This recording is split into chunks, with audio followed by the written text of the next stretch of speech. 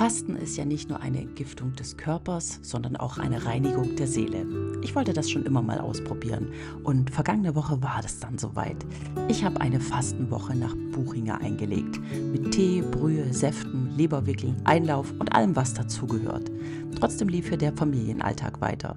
Ich habe gekocht, Brot gebacken, Sauerteig-Cookies gemacht, Pancakes vorbereitet, Apfelmus gekocht und Kombucha angesetzt.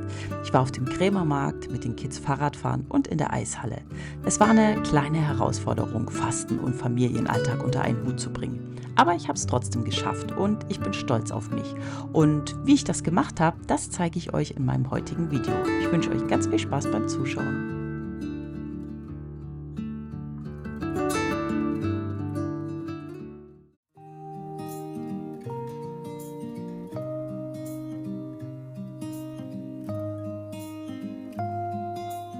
Herzlich willkommen, heute mal wieder mit dem Gesicht vor der Kamera. Ich möchte euch erzählen, was ich diese Woche vorhabe, denn ich habe schon lange was auf dem Schirm, was ich unbedingt mal ausprobieren wollte. Und dann habe ich gedacht, diese Woche ist genau das Richtige oder ist der richtige Zeitpunkt dafür. Ich möchte nämlich fasten und zwar Heilfasten nach Buchinger. Ich habe mir vor Jahren mal ein Buch gekauft, das hier, wie neugeboren durch Fasten. Und irgendwie hat mich das nie losgelassen und ich wollte das immer mal probieren, habe mich aber nie so rangetraut. Ich habe schon von vielen Leuten gehört, die regelmäßig fasten, dass das total faszinierend ist, dass das super toll ist, was man für einen Energiekick bekommt nach dem Fasten. Und weil ich das nicht alleine durchziehen wollte, habe ich mir eine Fastenbegleitung gesucht. Das ist eine Dame, die macht sonst Fastenbegleitung in Hotels. Ist übrigens super, wenn man für diese Fastenzeit in ein Hotel gehen kann. Ist aber bei mir familiär nicht möglich. Und die macht das für mich. Und die war jetzt letzte Woche bei mir, wir haben uns kennengelernt und die hat mir so verschiedene Sachen mitgebracht. Erstmal hat sie mir ganz viel erzählt über diese 7 Tage Fasten. Ich habe mir jede Menge Zeug aufgeschrieben und dann hat sie mir mitgebracht zur Darmentleerung fermentierte Aprikosen. Ich habe einen Tee bekommen, dann ein Magnesiumbad, Körperpeeling, ein Pflegesalz für den Körper, dann so ein Morgenbrei und, was ganz wichtig ist beim Fasten, so eine Brühe. Ich erzähle noch mal ganz kurz, worum es da geht. Also man nimmt 7 Tage nur flüssige Nahrung zu sich. Also in dem Sinne Brühe und Tee und Obst- und Gemüsesäften. Es gibt einen Entlastungstag, mit dem startet man, und einen Aufbautag, da fängt man langsam wieder an zu essen. Und in den 5 Tagen dazwischen gibt es nur Flüssiges, was man zu sich nimmt. Da gibt es morgens einen Tee, mittags eine Gemüsebrühe und abends einen Saft. Man kann auch wechseln, mittags einen Saft und abends die Gemüsebrühe. Das kann man dann selber entscheiden. Wichtig ist, dass der Darm gut entleert wird. Dafür ist diese Aprikose. Es gibt ja die Möglichkeit, dass man das mit Glaubersalz macht, aber ich finde das nicht so prickelnd. Und diese Aprikose hier, die legt man in Wasser ein, dann trinkt man das Wasser und dann nimmt man erstmal eine halbe Aprikose, die isst man und so nach 5 bis 6 Stunden soll die eine durchschlagende Wirkung haben und den Darm schön freiputzen. Was man aber zusätzlich auch machen soll, was alle empfehlen, sind Einläufe. Einmal oder alle 2 Tage, also einmal am Tag oder alle 2 Tage, je nachdem. Gibt es auch verschiedene Anleitungen oder Empfehlungen dazu. Und ich habe mir das jetzt mal besorgt. Ich werde es auch zusätzlich machen. Dann sollte man sich auch Zeit nehmen, um wirklich ein bisschen runterzufahren, zu meditieren, Yoga machen. Aber man soll sich auch körperlich ein bisschen bewegen, spazieren gehen, wandern gehen. Gibt es ja auch Fastenwanderungen, die man machen kann. Und dann ist ganz wichtig auch der Leberwickel. Den sollte man einmal am Tag, möglichst so nach dem Mittag machen. Da gibt es eine warme Wärmflasche auf die Leber. Man kann sich das noch zusätzlich mit Öl unterstützen. Dann macht man ein Handtuch drum und dann bleibt man einfach liegen und ruht sich aus. Manchmal schläft man auch ein. Das habe ich schon so gehört. Und also für mich wird das eine ganz spannende Erfahrung diese Woche. Die Herausforderung wird sein, dass ich für meine Familie trotzdem noch ein bisschen kochen muss, weil die Jungs sind zu Hause. Aber ich denke, das werde ich hinbekommen. Und ja, mir war es auch, wie gesagt, wichtig, dass ich eine Fastenbegleitung habe, dass die mich unterstützt bei Fragen, wenn ich irgendwas wissen will, wenn ich merke, mir geht es nicht gut, was ich da machen kann oder woran das liegt. Und genau, ich werde die Kamera jetzt diese Woche mitnehmen. Ich werde jeden Tag mich mit der Kamera begleiten und so ein bisschen erzählen, wie es mir geht, was ich zu mir nehme, wie ich mich so fühle. Und das Erste, mit dem ich anfange, ich werde erstmal meine Fastenbrühe kochen. Wie gesagt, ich habe ja hier so eine fertige Brühe, die man nehmen kann, aber ich habe mir vom Wochenmarkt Gemüse mitgebracht und das werde ich jetzt erstmal zu einer Brühe verkochen. Dann fülle ich das in Flaschen ab, die kommen in den Kühlschrank und dann habe ich jeden Tag eine frisch gekochte Brühe. Und heute Abend werde ich starten mit dieser Aprikose und ich bin mal gespannt, wie das dann werden wird.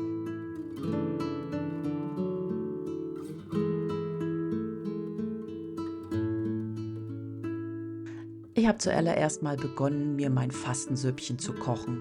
Dafür hatte ich mir ungefähr 2 Kilogramm Gemüse vom Wochenmarkt in Bioqualität mitgebracht. Das habe ich schön gewaschen und klein geschnitten. Und dann habe ich es in einen großen Topf gegeben mit ca. 3 Liter Wasser, noch Gewürze dazu. Und dann habe ich das Ganze ca. eine Dreiviertelstunde ungefähr gekocht. Dann habe ich das abkühlen lassen und abgeseit und dann in Flaschen abgefüllt, damit ich dann während der ganzen Fastenzeit auch täglich meine Brühe trinken konnte und nicht nochmal anfangen musste, neu zu kochen.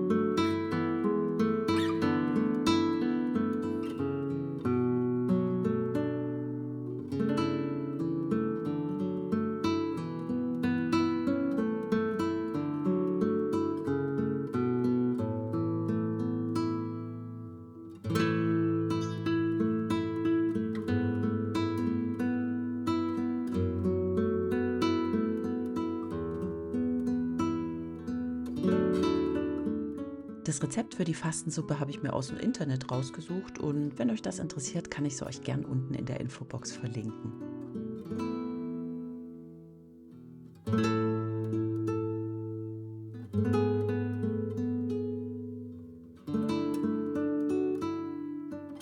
Zur Aufbewahrung meiner Brühe habe ich einfach alte Passata-Flaschen genommen. Die habe ich hier immer im Vorrat, die hebe ich mir immer auf. Die sind ganz praktisch, wenn man was abfüllen will. Und da hatte ich dann circa 2 Portionen in so einer Flasche drin. Und aus meiner gesamten Suppe habe ich ungefähr 5 Flaschen rausbekommen.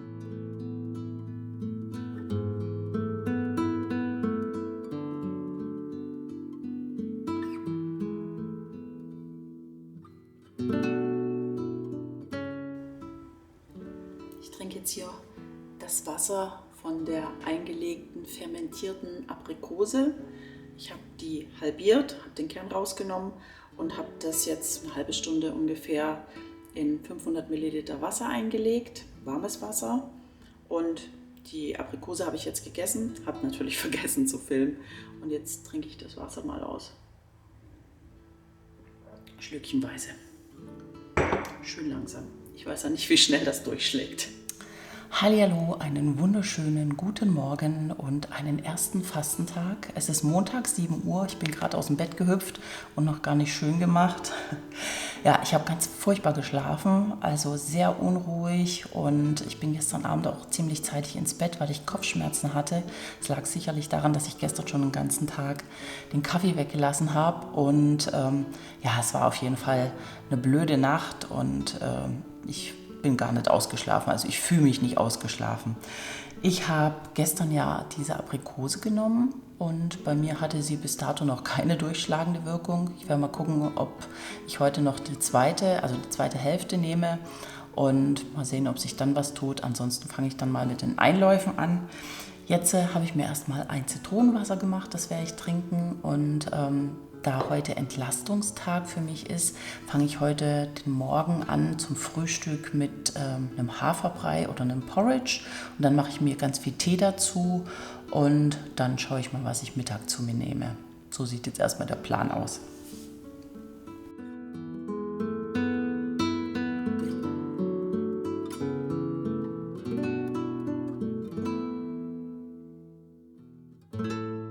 Ich Ich habe den Tag schön ruhig angehen lassen, habe so ein bisschen im Haushalt gegruschelt, zwischendurch dann viel getrunken. Man soll ja während der Fastenzeit ca. 2,5 bis 3 Liter pro Tag trinken und ich habe das immer abwechselnd gemacht. Einmal eine Tasse Tee, dann wieder ein Wasser, dann wieder ein Tee und in das Wasser habe ich noch so einen Spritzer Zitrone reingemacht, dass es ein bisschen Geschmack bekommt.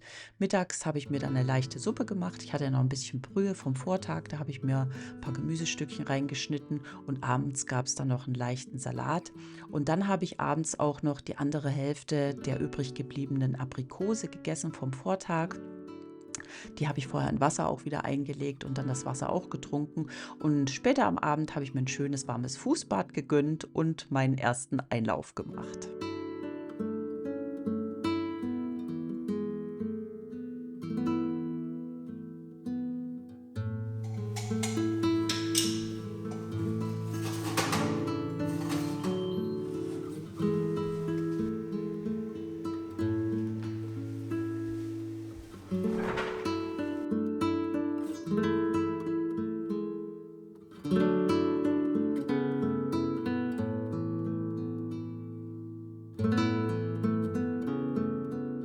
Schönen guten Morgen. Wir haben es 8:45 und ja, ich hatte eine etwas unruhige Nacht. Mein Bauch hat gegrummelt und ich musste dauernd auf die Toilette. Es lag wahrscheinlich doch an den Aprikosen dann gestern, aber ja, ich habe auch gefroren in der Nacht und mich hin und her gewälzt und konnte nicht so richtig schlafen. Obwohl ich ziemlich zeitig eingeschlafen bin, aber ich war dann schon, ich glaube, um 2 wach. Und dann bin ich aufs Sofa umgezogen, da noch mich ein bisschen rumgewälzt und dann bin ich wieder auf die Toilette und wieder ins Bett. Naja, war auf jeden Fall recht unruhig. Und ja, aber das Fußbad gestern Abend hat sehr gut getan. Prost, Max. Und der Einlauf auch, der hat seine Wirkung erzielt. Und ja, jetzt trinke ich erstmal meinen ersten Kräutertee. Und wenn ich dann fertig bin, dann setze ich mich ins Auto und fahre ins Städtle. Bei uns ist nämlich heute Krämermarkt. Da wollte ich schon immer mal hin, da war ich noch nie. Ich muss da nichts kaufen, aber ich stöber ganz gerne mal so an den Ständlen rum und gucke mal so ein bisschen um. Und ein paar Sachen besorgen muss ich auch noch. Da verbinde ich das gleich damit. So, und dann mal gucken, was der Tag heute noch bringt. Ich trinke jetzt mal aus und dann geht's los.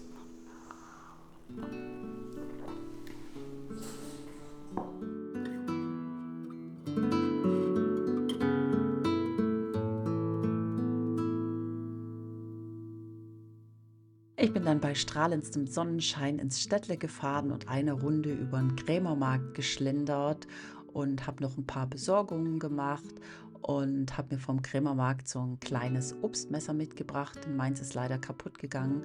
Gerade letzte Woche, da ist der Griff abgebrochen und da brauchte ich ein neues.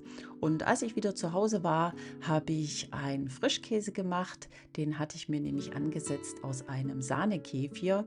Die Kefirknollen hatte ich mir in der Woche davor über eBay Kleinanzeigen bei einer netten jungen Frau aus dem Nachbarort geholt. Und ja, daraus habe ich dann, wie gesagt, den Kefir gemacht und dann den Frischkäse. Und dann habe ich noch ein Sauerteigbrot gebacken, habe meinen Sauerteig aufgefrischt und habe mir noch frische Sprossen angesetzt. Unsere waren nämlich auch alle. Und dann bin ich erstmal eine schöne, große, entspannte Runde mit dem Max Gassi gewesen.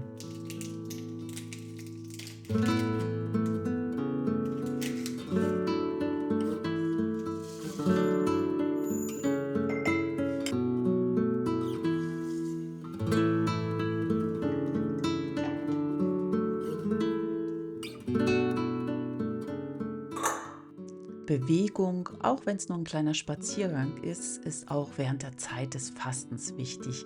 Einfach um den Kreislauf anzuregen und natürlich die frische Luft zu genießen und die Sonne, die Vitamin-D-Speicher wieder aufzuladen, wenn so schönes Wetter ist. Und das habe ich jeden Tag gemacht. Und dann gab es jeden Tag meine Fastenbrühe mittags und anschließend, wie auch jeden Tag, ein Leberwickel. So.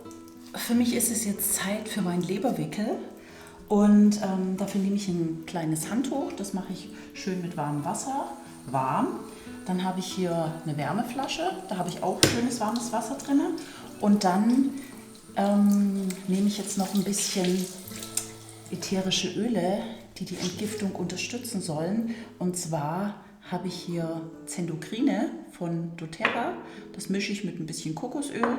Das schmiere ich mir dann auf die Leber drauf. Dann kommt das Handtuch drauf, dann die Wärmflasche und dann wird das Ganze nochmal mit dem Handtuch umwickelt. Und dann lege ich mich auf meine Kristallmatte und mache erstmal 30 Minuten Ruhe. Und dann gucke ich mal, wie es mir danach geht.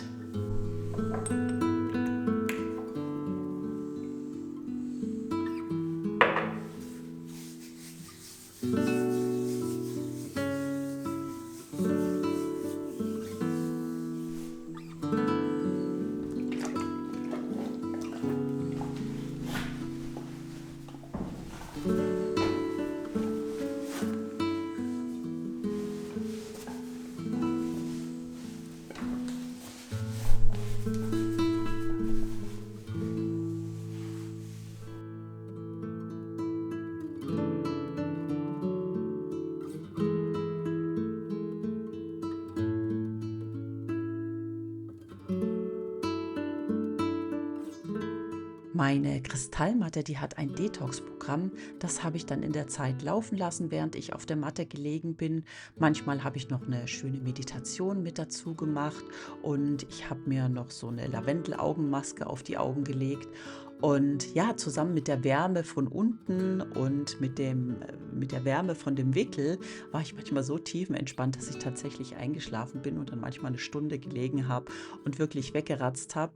Aber das war sehr erholsam und auch sehr angenehm. Und das wird ja auch empfohlen, dass man das regelmäßig macht beim Heilfasten, diesen Leberwickel, dass der einfach entgiften hilft. Finde einen ruhigen Ort, an dem du ungestört bist. Und mach es dir bequem.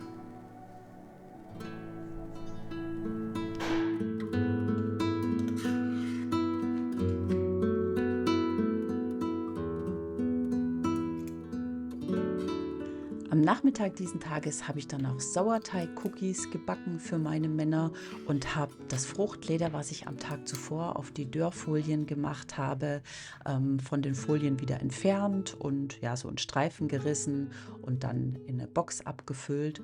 Und ich muss sagen, dass mich das überhaupt nicht tendiert hat, dass ich so mit Essen zu tun hatte. Ich habe es mir ehrlich gesagt viel schlimmer vorgestellt. Ich habe gedacht, dass ich von Hunger und von Gelüsten geplagt sein werde, während die anderen essen oder während ich koche.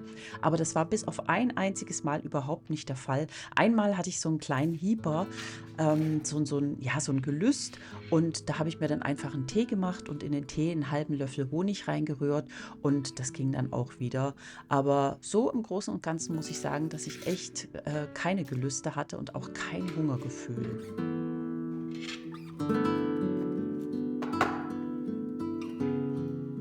Für mich gab es dann an dem Tag als Abendmahlzeit noch einen Saft. Laut Buchinger ist es ja so, dass du morgens einen Tee, mittags eine Brühe und abends einen Saft zu dir nehmen sollst. Ich habe keinen Entsafter, deshalb musste ich auf Flaschensäfte zurückgreifen. Aber da gibt es ja im Reformhaus oder im Biomarkt ganz gute. Und ja, den habe ich mir dann noch gegönnt und dann da war der Tag auch schon zu Ende. Abendmahlzeit.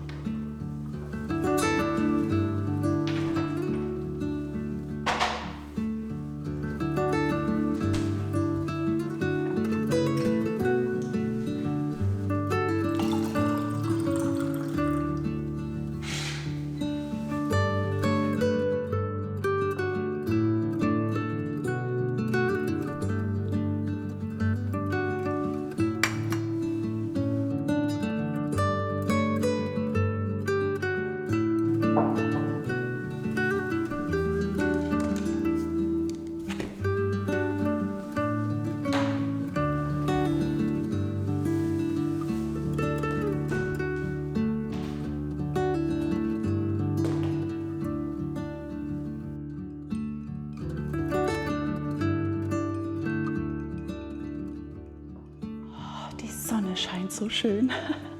Wir haben es kurz nach 7:30 und bei mir gibt es den ersten Kräutertee. Ich habe heute Morgen schon meinen Lavita-Saft getrunken, habe ein Glas Wasser mit Salzsohle getrunken und das ist jetzt das dritte Getränk, was ich zu mir nehme. Ich fühle mich total gut, richtig voll Energie, voll Power. Liegt wahrscheinlich auch an der Sonne und an dem schönen Wetter, keine Ahnung. Ich bin voller Energie und fühle mich richtig gut. Abends bin ich müde, ja, das stimmt. Und ich habe immer kalte Füße und auch noch so ein bisschen Entgiftung durch den Mund. Aber da habe ich jetzt auch einen tollen Tipp bekommen. Zitrone lutschen, das soll ganz gut helfen. Ja, und dann gucken wir mal, was heute so ansteht. Ich will auf jeden Fall ein Brot backen. Ich muss noch eine Ladung Wäsche waschen. Der Kleine muss Mittag zum Friseur. Und dann kriegen wir heute vielleicht noch einen Übernachtungsgast. Ja, und mittags werde ich wieder eine schöne, ausgedehnte Runde mit Max spazieren gehen und vielleicht heute Nachmittag auf der Terrasse die Sonne genießen. Wenn das Wetter so bleibt, dann wären es wieder so 15, 16 Grad. Wir haben echt gestern schon draußen Mittag gegessen, weil es so schön war. Ja, also ich kann wirklich nichts Negatives sagen. Das Heilfasten bekommt mir total gut. Ich fühle mich richtig voll Power und jetzt werde ich erstmal ein bisschen in mein Tagebuch schreiben.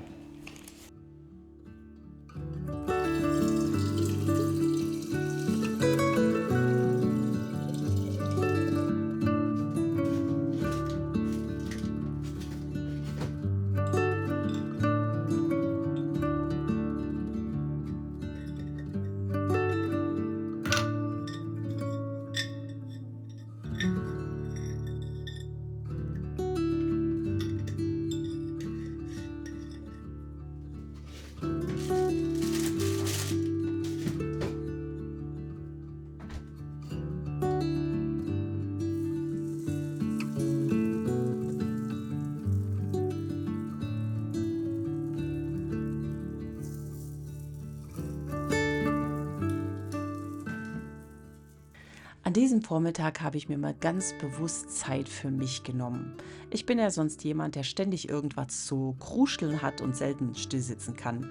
Aber an diesem Vormittag war so schönes Wetter, dass ich einfach den Tee mit rausgenommen habe, mich in die Sonne gesetzt und ein bisschen gelesen habe. Mittags habe ich den Jungs dann Pancakes gemacht. Und dann anschließend bin ich mit dem Max erstmal eine schöne große Runde spazieren gewesen. Anschließend gab es dann für mich die Fastensuppe und dann habe ich meinen Leberwickel gemacht, wie jeden Tag. Ich war dann nachher so müde, dass ich tatsächlich wieder eingeschlafen bin. Das kommt bei mir eigentlich selten vor, außer ich bin mal krank. Aber da habe ich gemerkt, mein Körper braucht das und da habe ich es ihm einfach gegeben. Am Abend habe ich dann noch das Brot fertig gebacken und für meine Männer einen großen Topf Nudeln gekocht. Die Jungs wollten Bolognese haben und meinem Mann habe ich eine große Pfanne Gemüse mit dazu gemacht. Und dann hatte ich so einen kurzen Anflug, wo ich das frische Brot gerochen habe. Wo ich gedacht habe, boah, ich beiß jetzt gleich rein. Aber ich habe tapfer durchgehalten und habe mich nicht verführen lassen. Ich habe das Brot nicht angerührt. Ich habe dann abends noch meinen Saft zum Abendessen getrunken und nach dem täglichen Einlauf und dem Fußbad ging es für mich dann auch relativ schnell schon ins Bett. Ich war müde, ich war kaputt irgendwie und habe dann auch ziemlich schnell, gut, tief und fest geschlafen.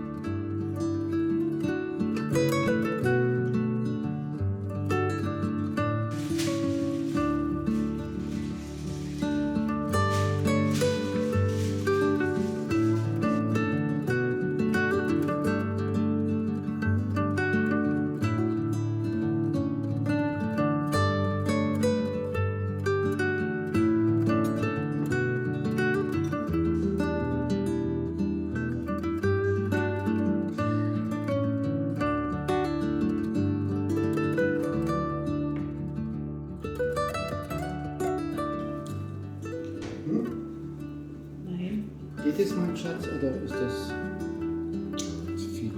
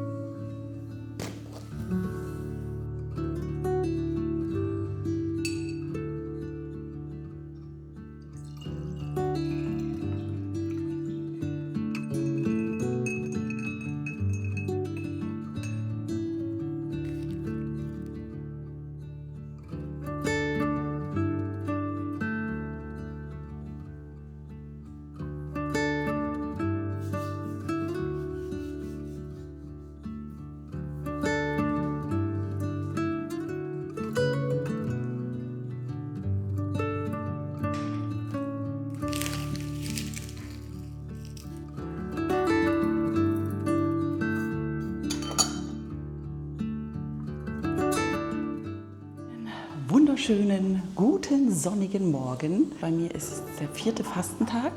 Wir haben es 8:45. Da hinten frisst der Max gerade, deshalb schmatzt er so. Und ich fühle mich fantastisch. Ich sitze jetzt hier mit Turban, weil ich gerade geduscht und ein Salzpeeling gemacht habe. Das hat mir meine Fastenbegleiterin mitgebracht. Meine Haut fühlt sich jetzt an wie ein Babypopo. Total angenehm. Ja, ich war heute Morgen schon beim Bäcker. Wir haben nämlich einen Übernachtungsgast vom Junior und den habe ich Brötchen geholt. Genau. Ansonsten fühle ich mich total fantastisch. Ich habe gestern Abend noch ein Fußbad gemacht und einen Einlauf und kam tatsächlich auch noch was raus, obwohl ich ja schon 3 Tage nichts mehr gegessen habe. Ja, und jetzt mal gucken. Heute Vormittag wollen wir, also die Kinder und ich, zum Eislaufen gehen. Das heißt, die Kinder laufen Eis, ich gucke zu, ich kann nicht Eis laufen. Und ja, dann mal schauen, was der Tag heute noch so bringt. Ich weiß noch gar nicht, wie ich das Video zusammenschneiden werde. Das ist immer so schwierig, wenn hier Gäste zu Besuch sind oder wenn mein Mann hier abends in Unterhose rumläuft. Das macht er immer. Der kommt nach Hause und zieht sich die Hosen aus. Da kann ich so schlecht filmen, aber ich hoffe, dass ich genügend Material zusammenkriege, dass es trotzdem ein schöner Heilfasten-Vlog wird. So, ich trinke jetzt mal meinen Tee aus und dann mache ich Frühstück für die Kids und dann trockne ich mir die Haare und dann geht's auch schon los.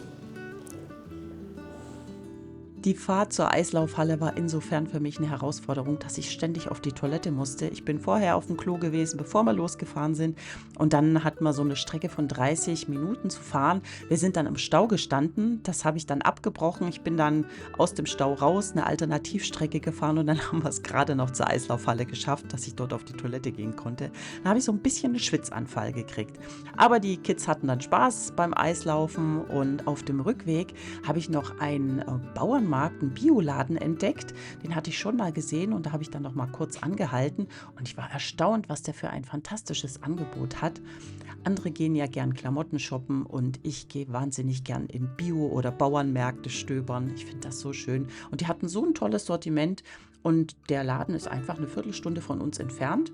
Also wenn ich das nächste Mal was brauche, dann werde ich mal dorthin fahren und gucken, ob ich das da bekomme. Ich finde das einfach so schön, in Bioläden zu stöbern. Wunderschönes Wetter, so schön. Wir drehen gerade unsere Mittagsrunde, der Max und ich ich genieße es. Jede Faser meines Körpers nimmt die Sonne auf. Ich glaube, ich werde mich jetzt ein bisschen hier aufs Bänkle setzen und mal 5 Minuten meditieren. Schön.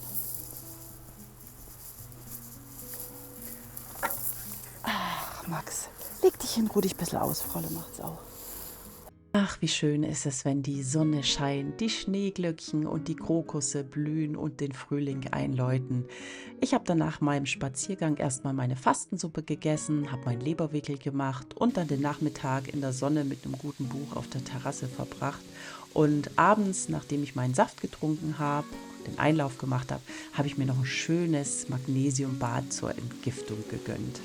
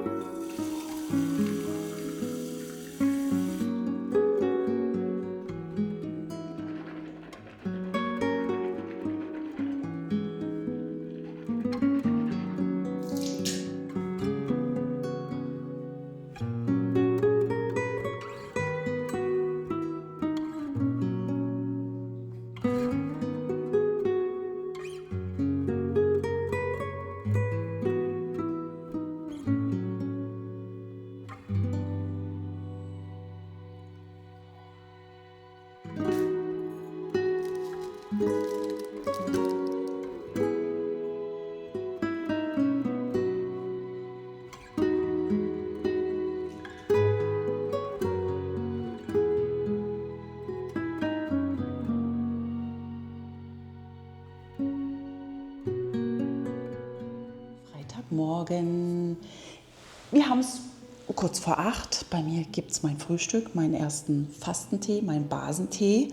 Und ja, ich bin schon seit ungefähr 5 Stunden wach. Ja, um 3 war meine Nacht zu Ende. Ich war gestern Abend nach dem Einlauf und nach meinem Basenbad so müde und kaputt, dass ich mich ins Bett gelegt habe, noch ein bisschen gelesen habe und relativ zeitig eingeschlafen bin, so gegen 9. Und wenn ich so meine 5, 6 Stunden Schlaf oder manchmal auch 7 Stunden Schlaf hinter mir habe, dann wäre ich wach und kann nicht mehr einschlafen. Und dann habe ich mir kurzerhand mein Handy geschnappt und einen Zettel und einen Stift und habe hier angefangen, mal alles das aufzuschreiben, was ich in der nächsten Zeit erledigen möchte, was ich nicht vergessen darf. Und in meinem Handy habe ich in meiner Notiz-App die ganzen Notizen sortiert. Ich schreibe mir da ganz oft Sachen auf, die ich nicht vergessen will und manchmal auch Posts oder irgendwelche Webseiten. Und manchmal ist das ein bisschen durcheinander und das habe ich sortiert, habe viele Sachen gelöscht. Und ja, ich fühle mich super gut. Ich fühle mich, als könnte ich Bäume ausreißen. Ich habe nicht das Gefühl, dass ich jetzt 5 Tage nichts gegessen habe. Also es ist unbeschreiblich. Meine Haut fühlt sich total weich und zart an. Überhaupt, ja, das ist wie so ein richtiges Hochgefühl. Und ich merke immer noch, wie ich entgifte über meine Zunge, über meinen Mund. Und ansonsten werde ich heute noch so ein bisschen rumkruscheln hier. Ich habe ja, wie gesagt, noch so einiges hier auf meiner Liste. Ich werde auf jeden Fall Wäsche waschen und heute Nachmittag hat unser großer Reittherapie. Ich werde dann gleich noch den Akku vom Fahrrad laden und dann werden wir heute, wenn das Wetter weiter so schön ist, mit dem Fahrrad dahin fahren. Mit Max gehe ich mittags noch eine schöne große Runde und Einkaufszettel muss ich noch schreiben und Wochenplan für nächste Woche. Ja, und dann schauen wir mal, was der Tag noch so Schönes für uns bereitet. Auf jeden Fall will ich mich noch raussetzen in die Sonne und die Sonne genießen, solange wie sie jetzt noch scheint. Das ist nämlich fantastisches Wetter gewesen in den letzten Tagen. Und das muss man natürlich ausnutzen, um die Vitamin-D-Speicher wieder so ein bisschen zu füllen. Aber erstmal trinke ich meinen Tee aus.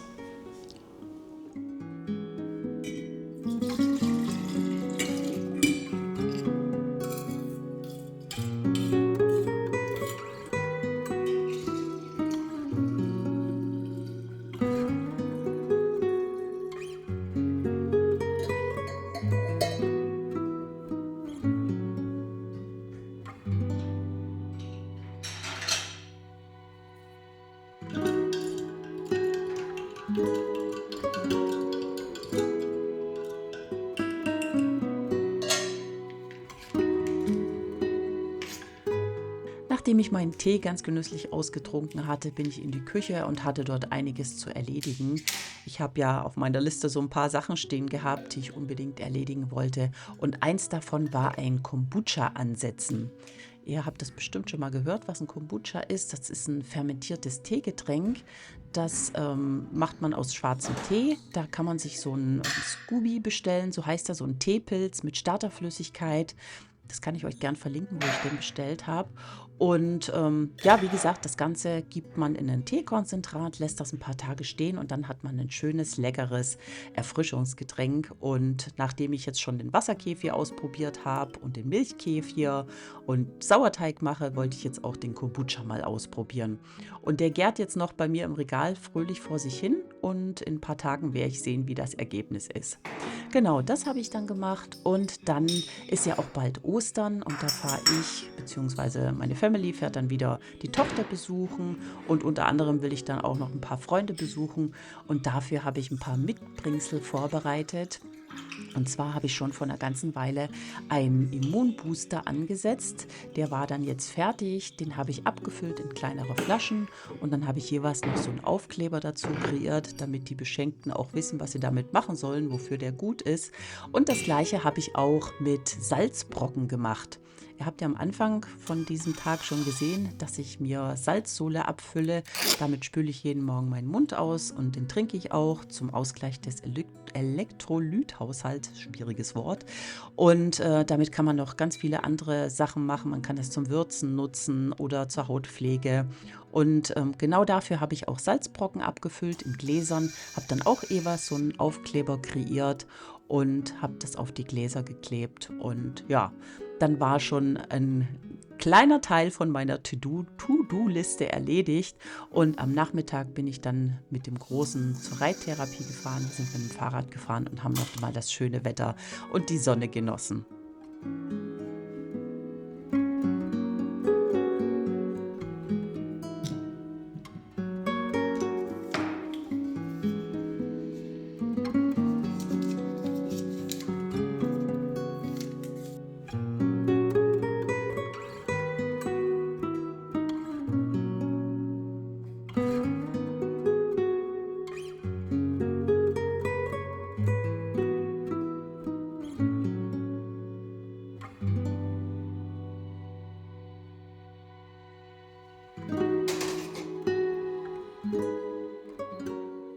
Der nächste Tag war dann für mich der Tag des Fastenbrechens. Den habe ich ganz normal gestartet mit einer Tasse Tee und einem Apfel.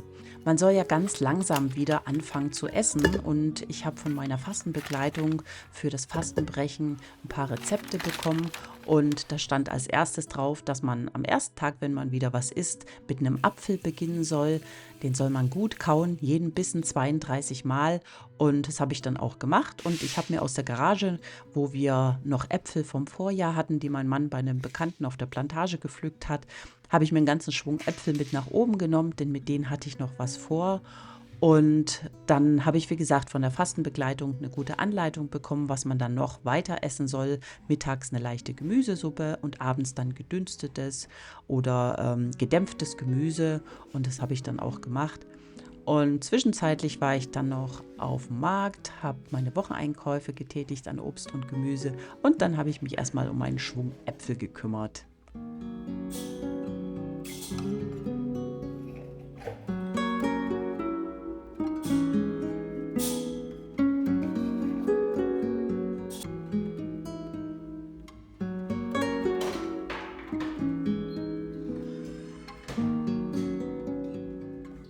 Denn daraus habe ich zum einen Apfelmus gekocht. Dafür habe ich so kleine Weggläschen genommen. Die reichen bei uns optimal für einmal Pfannkuchen oder Pancakes oder auch einfach nur, um mal so ein Glas zu essen. Es wird nicht so viel Apfelmus bei uns gegessen und da sind die kleinen Gläschen optimal. Ich habe dann die Äpfel zuerst gewaschen und entkernt, in Stücke geschnitten und dann im Thermomix gekocht. Dann habe ich sie in die heißen Gläschen noch eingefüllt. Die hatte ich ja vorher in meinem Kombi-Dampfgarer schön sterilisiert. Das macht sich da optimal. Den Rand abgewischt, den Gummi drauf und mit den Clipsen verschlossen und dann habe ich sie wieder in den Backofen gestellt zum Einkochen. Das macht auch so ein Dampfgarprogramm von meinem Backofen. Das ist ganz optimal, da kann man wunderbar einkochen. Und als das erledigt war, habe ich noch Apfelringe gemacht.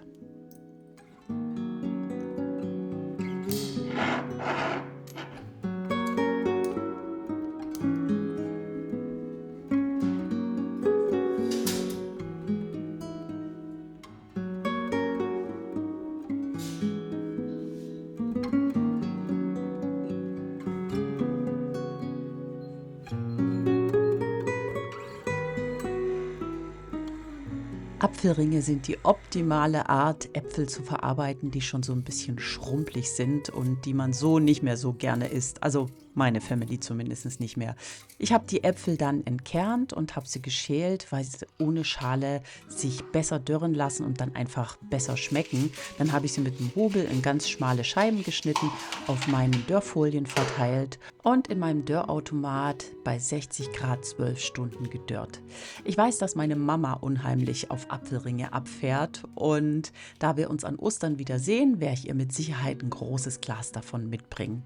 Aus den Apfelschalen mache ich übrigens Apfeltee, die dörre ich auch mit im Dörrautomat und dann im Sommer, wenn man ein frisches Getränk braucht, dann übergieße ich die einfach mit heißem Wasser, lasse die ziehen, lasse die wieder abkühlen und dann hat man einen leckeren Apfeltee. Den kann man auch mit Eiswürfeln und Kräuter verfeinern und der schmeckt richtig gut.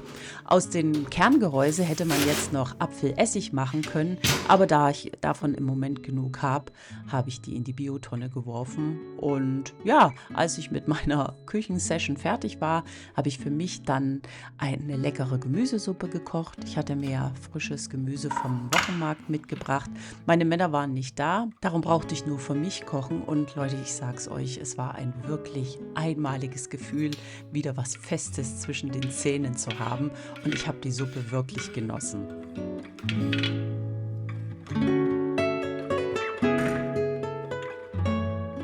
Am Nachmittag haben wir das schöne Wetter nochmal ausgenutzt für eine Radtour und sind ausgiebig über die Felder geradelt. Ach, das war so herrlich. Und am Abend gab es dann für mich eine gedünstete Gemüsepfanne und für meine Männer Pizza. So, Dille, jetzt sind wir auch schon am Ende von meinem Fasten-Vlog. Der ist doch ganz schön lang geworden. Ich glaube, so ein langes Video habe ich noch nie gedreht. Ich hoffe, es hat euch gefallen und ihr konntet euch vielleicht ein bisschen was mitnehmen, auch wenn es jetzt kein reines Erklärvideo war, wie man fastet. Dafür gibt es hunderte von Anleitungen im Internet. Wenn euch das interessiert, kann ich euch unten in der Infobox gerne noch mal was verlinken, wo ich mir auch noch zusätzlich zu meiner Fastenbegleitung Informationen hergenommen habe. Ich wollte einfach zeigen, wie das so ist, Fasten mit Familie, was es für Herausforderungen gibt und wie es mir ging. Ich fand es auf jeden Fall wirklich spannend und interessant zu sehen, was im Körper passiert und wie man sich so fühlt, wenn man eine Woche wirklich nichts isst. Und ich werde das auf jeden Fall wieder machen. Und was ich mir auch vorgenommen habe, irgendwann mal, wenn die Kinder älter sind, will ich mal in ein Fastenhotel gehen und das Ganze nochmal unter professioneller Anleitung mit vielleicht ein bisschen mehr Ruhe ausprobieren. Wenn euch das Video gefallen hat, dann würde ich mich freuen, wenn ihr mir als Dankeschön und Wertschätzung einen Daumen nach oben da lasst. Was ich so benutzt habe, verlinke ich euch wie immer unten in der Infobox. Ich sage jetzt mal Danke fürs Zuschauen und bis zum nächsten Mal. Ciao, ciao!